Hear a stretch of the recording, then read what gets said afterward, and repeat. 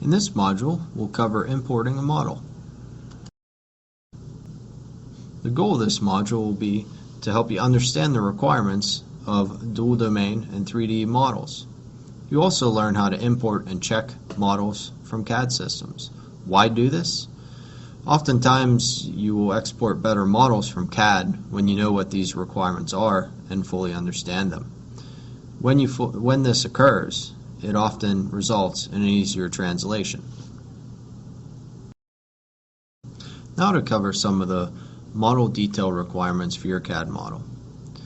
We say it must represent the flow characteristics of what you intend to design in reality or produce in reality. So, keeping that in mind, thickness, flow length, and volume are important. They must accurately represent the intended design of your part.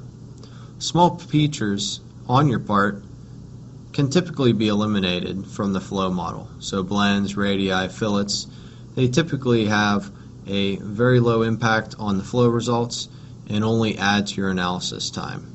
This is something that might be counterintuitive to many FEA analysts that are familiar with structural packages. In those cases, yes, the radii and the fillets could be important, but we're talking flow simulation here, so not in this case. Here's a good example of a study we ran. So what we did in this case was we measured the pressure change and then altered our thickness, flow length, and volume by a certain percentage, every 10% actually, to see how they impacted our overall pressure predictions. We can see here that thickness had the greatest effects by far on our pressure. As we reduce that, our pressures just go through the roof.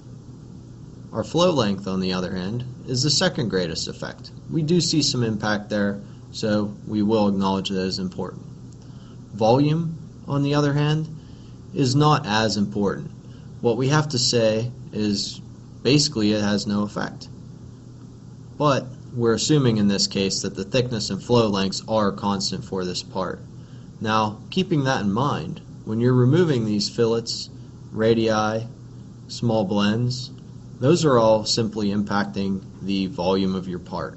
So what we can say is that volume has no effect, and those represent such a small or insignificant amount of the volume that they literally have no impact in our flow simulation. As of the Autodesk Simulation Moldflow 2014 release, we now include kernels that allow you to import native CAD files. These include, but are not limited to, Inventor, Alias, Pro-E, SolidWorks, NX, and Rhino. Allowing you to import in these native CAD formats only increase the quality of the translation. You can also import STL files into Advisor. When doing so, you may notice that there's a small thumbnail image of your component that's displayed for you. This just helps you distinguish which part you like to bring in without having to sort through your file names. When you bring in your part, we'll do a check or a repair on the defects to make sure that you get accurate results. This is all done automatically, so no need for manual repair on your end. As you move through the import wizard, you'll encounter another menu here. In this menu, you'll have two options. You can run an automatic cleanup, and you can check for suitability. So the automatic cleanup, that's going to really look at your part and try to fix any type of overlaps, intersections, or inconsistencies in geometry that may cause problems. This is all done automatically, so there's no manual repair on your end. You can also have an option to check the suitability of the model.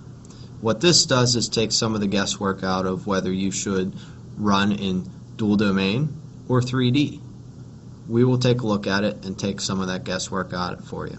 Now, if you disagree with our decision or want to run another mesh type, you will have the option to basically decline our advice and go with whatever you'd like to. If you are not able to choose 3D, you will get a clear message saying that you're unable to run in 3D. We advise it, but you have quality issues in your model, or maybe you don't have the appropriate license. Now the classic dilemma of should I run dual domain or should I run 3D? So they each have their place in simulation, so it's nice to know when you can pick one over the other. So dual domain parts, definitely more suitable for thin walled components. Advanced 3D, if you're running anything thick walled or with excessive variations in wall thickness that would give you some really complex flow patterns, then we'd recommend 3D. So if you're running that advisor, the geometry check, then we'll give you this advice. It says the imported model is thick and chunky and is recommended for 3D analysis.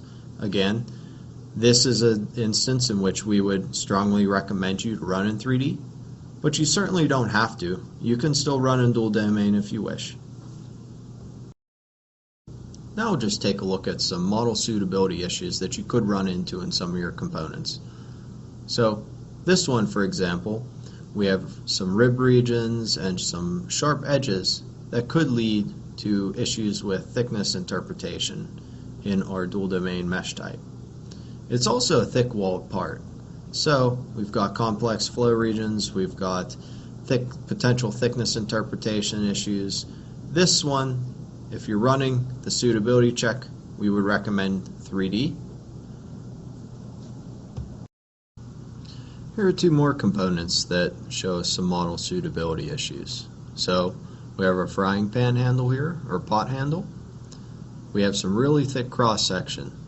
That'll give us some ambiguity in the thickness estimation for dual domain mesh type.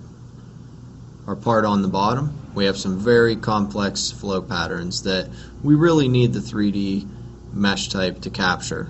We need those elements and those through the thickness to see what's truly going on here. So not a good application for dual domain here either.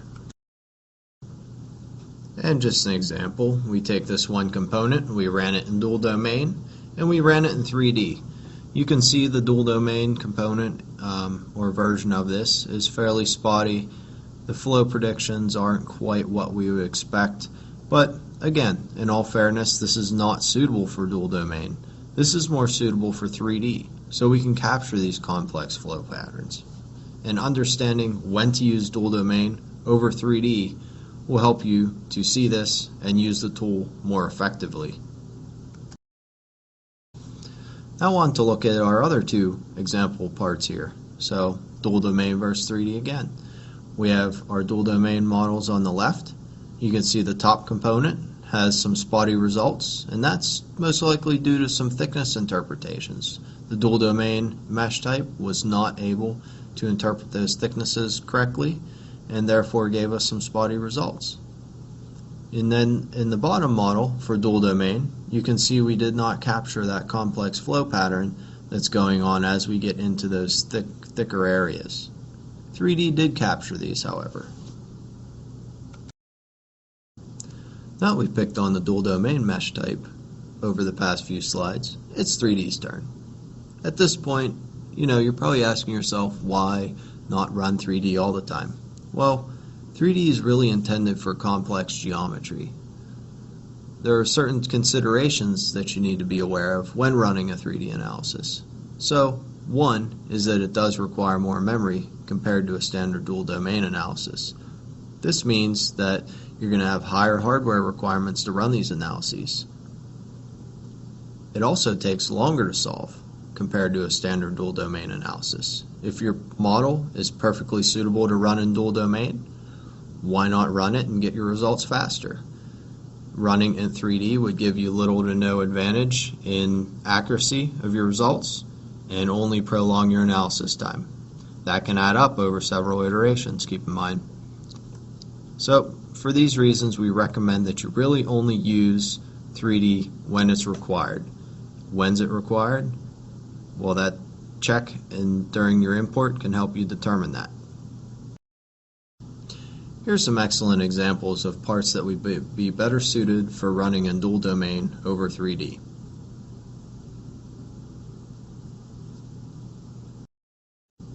Small fillets and radii should have little influence on flow characteristics, so we recommend removing them prior to importing your part into Moldflow. True or false? Autodesk Simulation Moldflow Advisor has options to clean up the model and make a recommendation on a suitable mesh type, true or false. Should 3D be used on all models? Yes or no? You have the option to go against the recommendations of the suitability check that is done during the import process and can choose to use either mesh type, true or false.